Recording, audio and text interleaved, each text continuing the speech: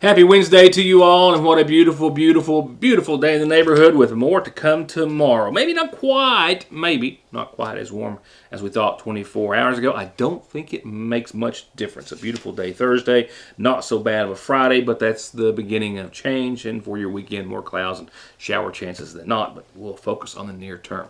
Tonight's focus headline will be a number of things. First, a correction I need to make to the polling places that I announced last evening, but also on the election front, one of the many Republican candidates for Kentucky governor stopped by the Your News Today Sagersville Independent Studios and offices earlier today, and we'll sit down with Agriculture Commissioner Ryan Quarles in just a few moments. We'll also as well take a look at a road dedication held over the course of the weekend for one of Magoffin County's bravest veterans, and we'll have some other important news and information to share. I do want to share again as a reminder that 460 West will be closed. My best point of reference is it is between mile points 3 and 4 would be the portion of the roadway in front of where our friends James Lee Montgomery and Lisa Montgomery live. A dip there, the drain has been clogged and caused numerous near accidents for a long time. It's set to be repaired, and it's going to be done this Saturday. They're not going to have any detours, so you'll have to use 2019 or 1081, but they're planning on having it shut down between 9 and noon, and that's all, and that will be Saturday. Glad to see that being done, as the state transportation department's going to make some needed repairs there. Before we get to our local headlines, I did get notice that Governor Beshear announced today the initial request for federal aid to assist with recovery efforts in 22 Kentucky counties adversely affected by the severe weather and storms on February the 15th through the 20th has been approved by the President. And that, of course, includes Bell, Breathitt, Caldwell, Carter, Clay, Elliott, Floyd, Harlan, Hart, Johnson, Knott, Lawrence, Lee, Leslie, Letcher, Magoffin, Morgan, Owsley, Powell, Perry, Whitley, and Wolfe counties, all approved for federal public assistance as a result of the severe storms, straight line winds, flooding, landslides, and mudslides. My first report is a correction to be made to one of the precincts that I had last evening. My mistake. We will follow that up real quickly, that correction, with, however, an interview with Agriculture Commissioner Ryan Quarles. A quick reminder while we're on the topic that, of course, the primary election a week from yesterday, next Tuesday the 16th, and no excuse early voting, which means you can just go and vote anytime between tomorrow and Saturday. Starts tomorrow, 8:30 till 4 at the Magoffin County Clerk's office. They will close for lunch from noon to 1, but during the other time frames, before and after, you can vote. Just early voting. All you need is your photo ID. Don't forget your photo ID, whether you vote early or vote next Tuesday. But you can do so again Thursday, Friday, and Saturday, 8:30 to 4, with the exception of lunch at the Magoffin County Clerk's office. And voting Tuesday can be done at the following precincts, which are unchanged. However, I had one in the wrong place yesterday. My apologies. So real quickly, in case you're new or we're paying really good attention, like a lot of folks were who called the clerk's office and myself today, Ward 2 and State Road at the Community Center, Bloomington, Johnson, Fort Bays, all at North Magoffin Elementary, Carty Branch at the Middle Fork Fire Department, Ward 1 will be at the Magoffin County Courthouse. And, of course, this is for Tuesday's election, which is all state races, and I'll go through the sample ballot with you one more time, which is also going to be printed again tomorrow in the Independent if you need to get a paper copy. But Ivington and Bradley at the Magoffin County High School, Flat Fork will vote at the North Magoffin Fire Department, Meadows and Lakeville at the District 3 Fire Department, Wireman at the South Magoffin Fire Department, and Atkinson will be at South Magoffin Elementary. That's the one that I had messed up. Atkinson votes at South Magoffin Elementary. My apologies. With the sample ballot seen here, as you can also see in the Independent tomorrow, a pretty short one. Republican primary election candidates, starting with gubernatorial, you got a dozen or so. Eric Dieters, Bob DeVore, Mike Harmon, Alan Keck, Dennis Ray Omerod, Ryan Quarles, Johnny Ray Rice, Robbie C. Smith, Daniel Cameron, Jacob Clark, David O. Cooper, and Kelly Craft, with one of those, that being Quarles, who stopped in the offices today, who we'll speak with in just a few seconds. Taking a look at other Republican candidates, we have, of course, the race for Secretary of State, Stephen Nipper, Alan Miracle, and Michael Adams. We have Auditor of Public Accounts, Allison Ball from Prestonsburg, of course, and Derek Petey's. For State Treasurer, Mark Metcalf, OJ or OC, OJ Olika, and Andrew Cooperrider. And for Commissioner of Agriculture, we have Richard Heath, as well as the other Republican candidate, Jonathan Schell. The Democratic ballot, much more short than this even, and only with the 2 races on it. For governor, Democratic candidates Pepe Martin and Jeff Young challenging Andy Beshear. And Commissioner of Agriculture, you've got Sierra Enlow and Michael Malone. With myself talking to Agriculture Commissioner Ryan Quarles, who is, as I said, and as everyone knows, I believe, one of the many candidates running for governor, with him taking a more traditional campaign approach, he says, as he stopped in the Independent and Your News Today offices and studios today, while making a few other stops in Sayersville and many in eastern Kentucky. Your campaign has been referred to as traditional. Yes. Does that fit? You agree with that? Yeah, we're running an old-fashioned, grassroots, people's-first campaign across all corners of the Commonwealth. I'm going to be a candidate that's going to show up to your county. We're telling folks that we're visiting every single county twice and every Dollar General store once. So you know we have a lot of stops across rural Kentucky. But I'm a big believer in making sure that Kentuckians get the chance to meet me, shake my hand. Even if they disagree with me, I think Kentuckians deserve to get to know their candidates for governor. And as Commissioner of Agriculture, I've spent 8 years crisscrossing the state. I've been there for rural Kentucky. I'm definitely the rural candidate in this race. I'm proud of it, and I'm proud to be the traditional campaign.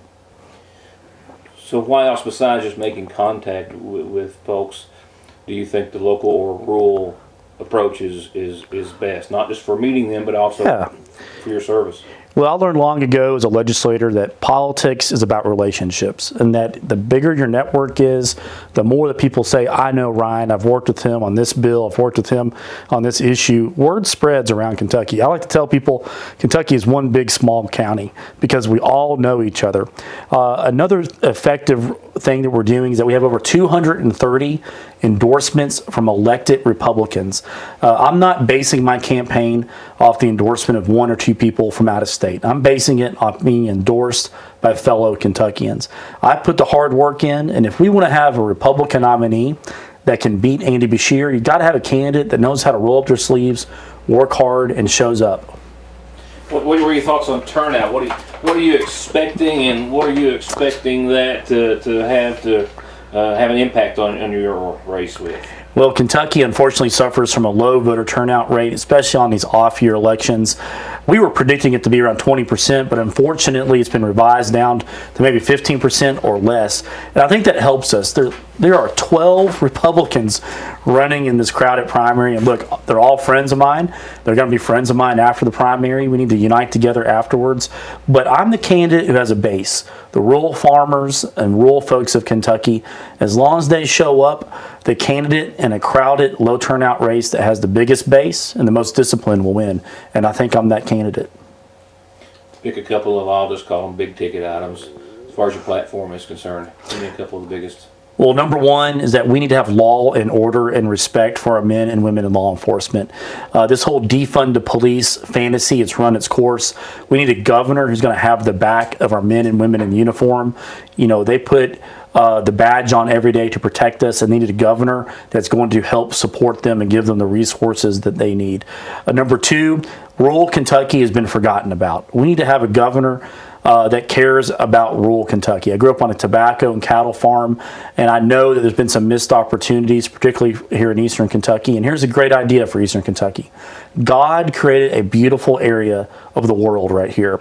And I want to be the governor that works with your local officials to make eastern Kentucky a nationally recognized tourist destination with kayaking, hunting, fishing, rock climbing, the great outdoors, package it all together and make it where we ask Americans and from those from other countries that come to eastern Kentucky, not just for a day visit, but spend a week here. We don't need to be Gatlinburg. We need to be Kentucky.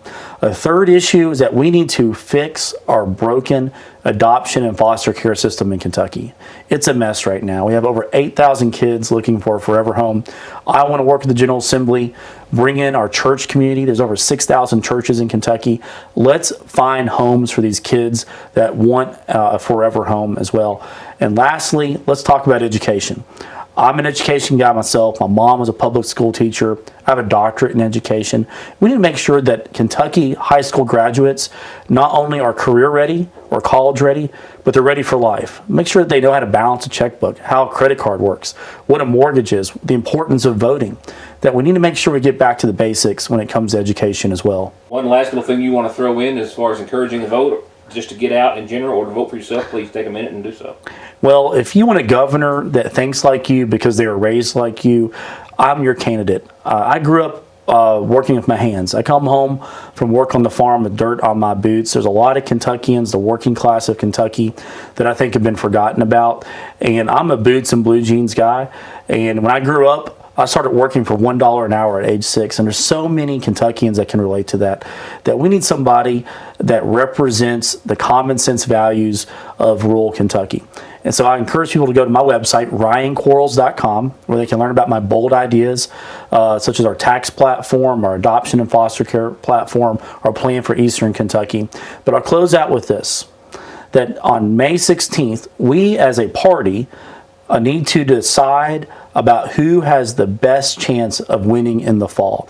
I think that I'm your common sense, consensus-driven leader that can bring together not just Republicans, but Democrats as well in the fall. I would be honored to have your vote. Be sure to vote this Thursday through Saturday in person, and again on Tuesday, May 16th.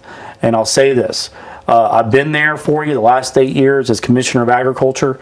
I'm here for you tonight as a candidate for governor. And once inaugurated, I'm going to remember about rural Kentucky. Get great deals on the greatest brands at Conley Tire with up to $150 back on Goodyears, $100 on Hancooks, $100 on Mickey Thompson's, $125 on Yokohamas. And you can always pay now or later.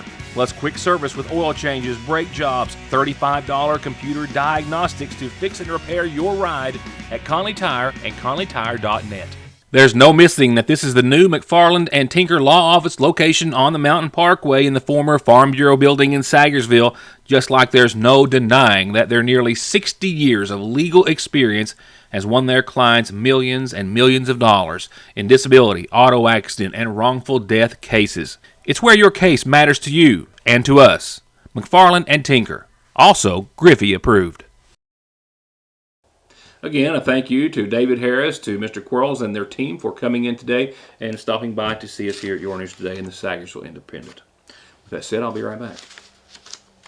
Tired of long-term commitment plans? Then Appalachian Wireless has the new plans for you. No credit check, no contracts, and most of the features are postpaid. It's Forward Pay, the simpler way to do wireless on the region's premier cellular provider. And it starts as low as $19.99 per month for unlimited talk and text. At 5 gigabytes of data for only $29.99 per month. Or at 10 gigabytes of data for only $39.99 per month. Or go with unlimited data starting at $64.99 per month with 25 gigabytes of high-speed data before being throttled. Because we are you. We are Appalachian Wireless. The reassurance of getting your medications and over-the-counter needs at Sagersville's oldest and most trusted pharmacy.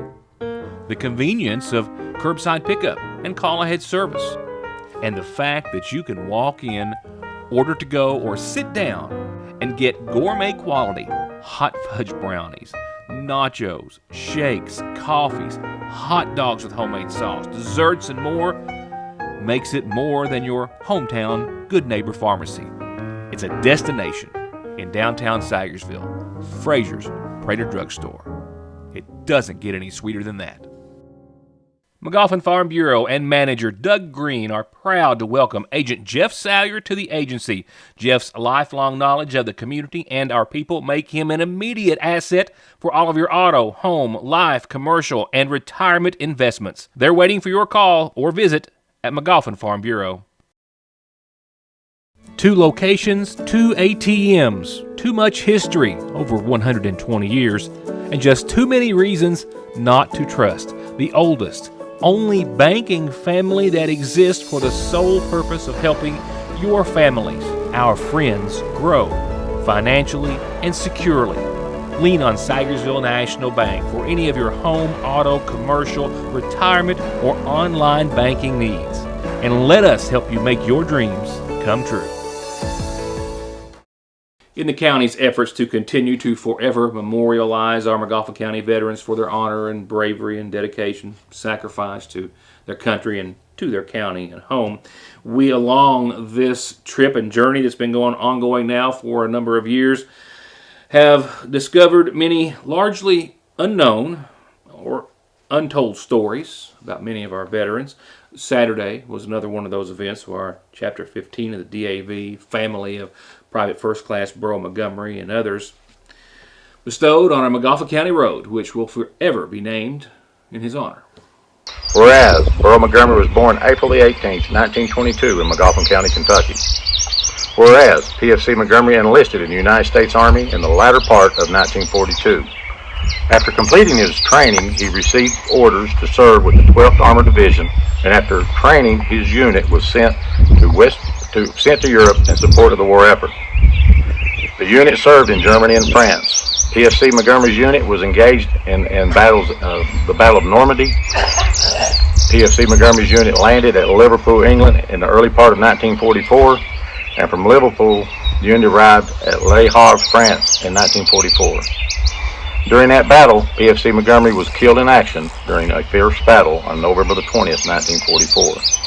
Whereas PFC Montgomery, through his heroic actions, was awarded the Purple Heart, and his unit received 1 Medal of Honor, 6 Distinguished Service Cross Awards, 198 Silver Stars, 4 Legion of Merit Awards, 3 Distinguished Flying Cross Awards, and 12 Soldier Medals, as well as many other commendations.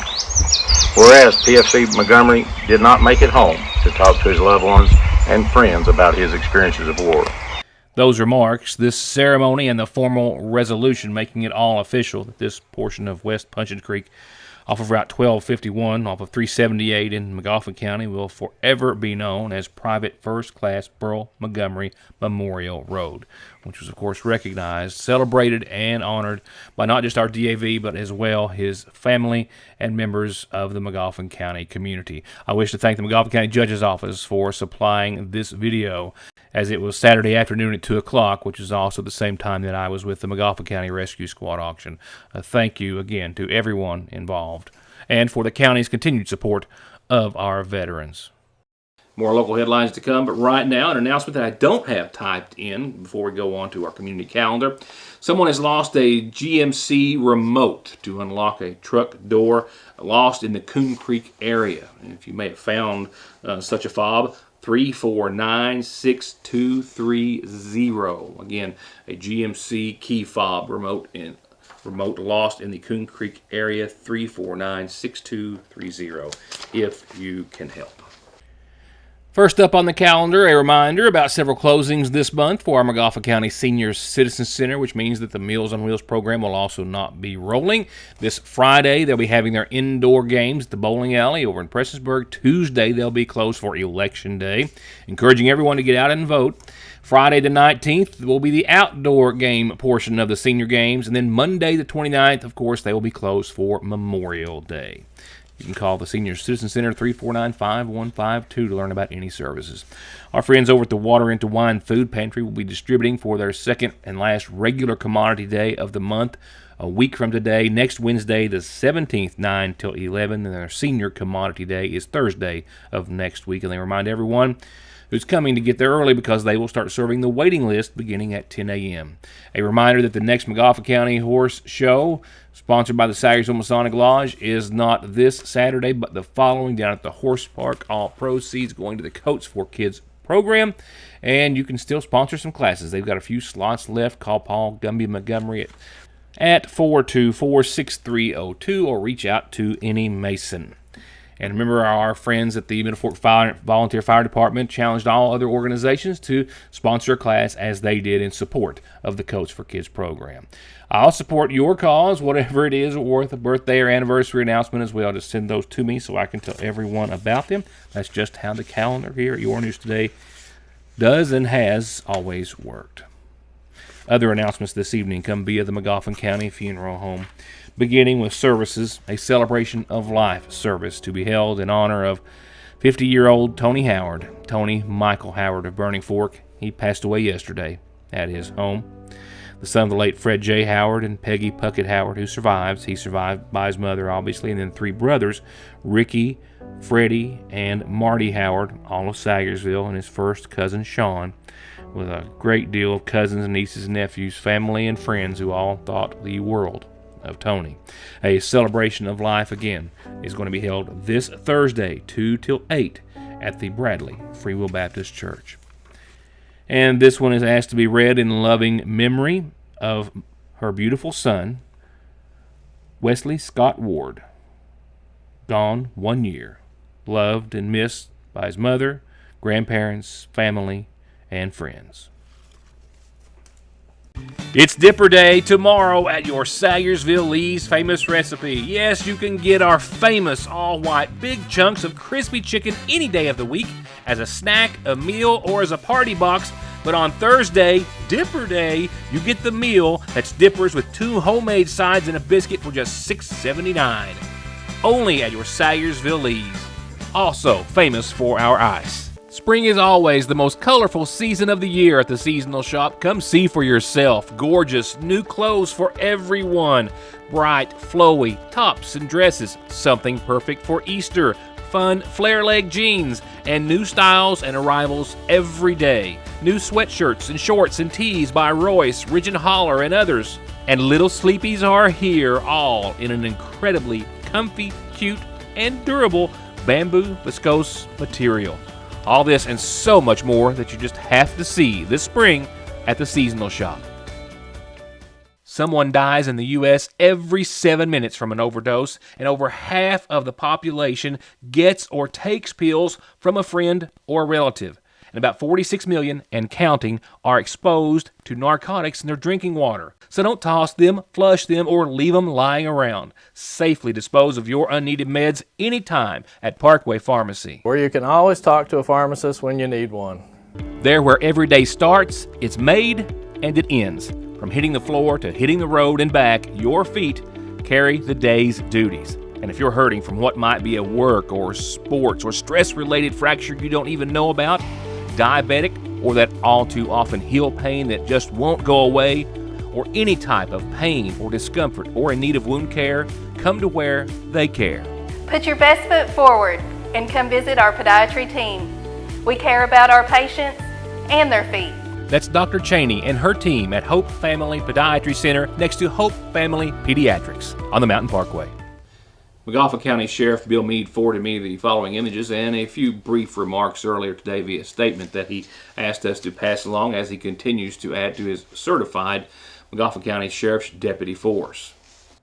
Meade says that he and the rest of the McGoffin County Sheriff's Office are proud to announce the graduation of their newest certified deputy sheriff, Donovan Watson.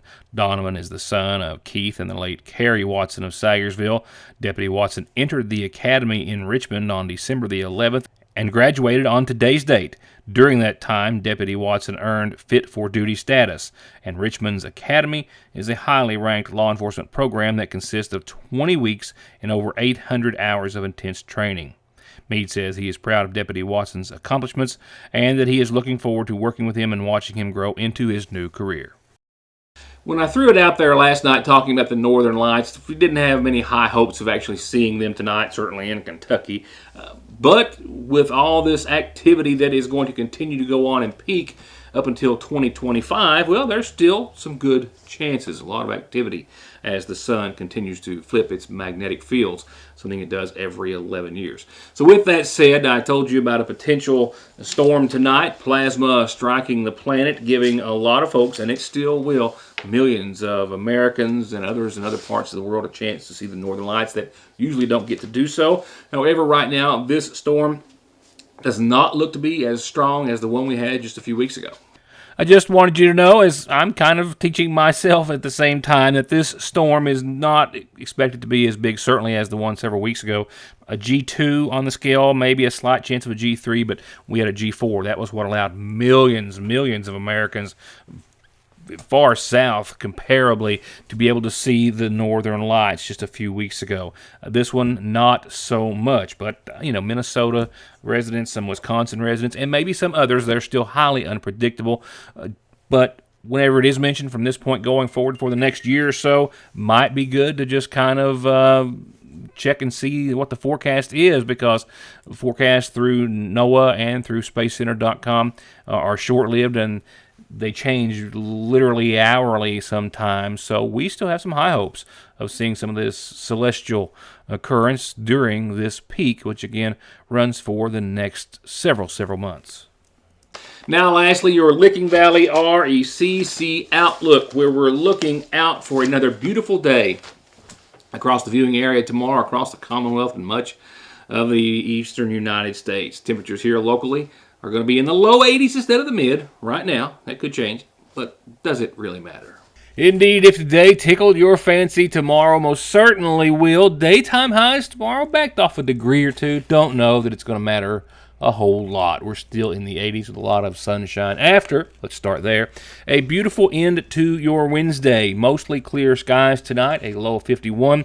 A very light northeasterly wind out there, soon becoming calm. And that will carry us into a very beautiful Thursday. Remember, of course, it's always beautiful because it's press day for the Sayersville Independent, but also because it's going to be a beautiful day weather-wise tomorrow.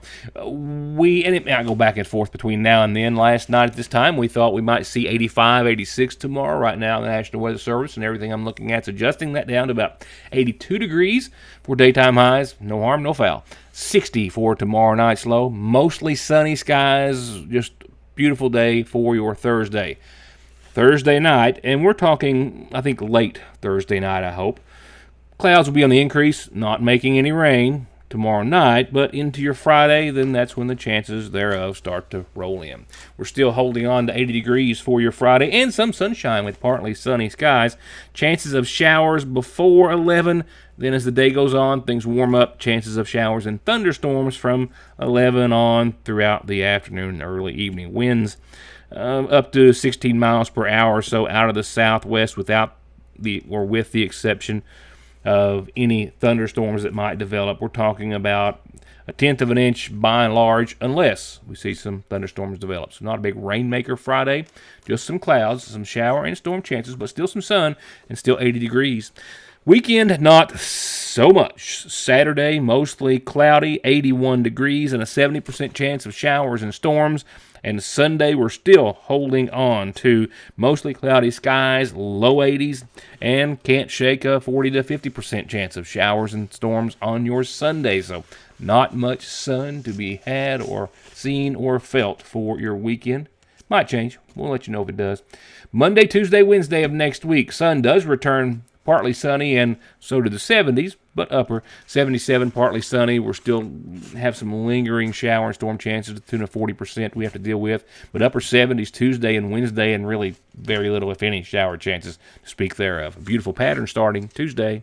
Especially if you're catching the early show, thank you so much for spending a little bit out of a beautiful evening with me. And if you are, well, you've still got some time to enjoy the rest of it, and I hope you do. And I hope to see you back here tomorrow night after you have tomorrow's edition of the Sayersville Independent firmly in your grasp. Thank you for being a part of the show.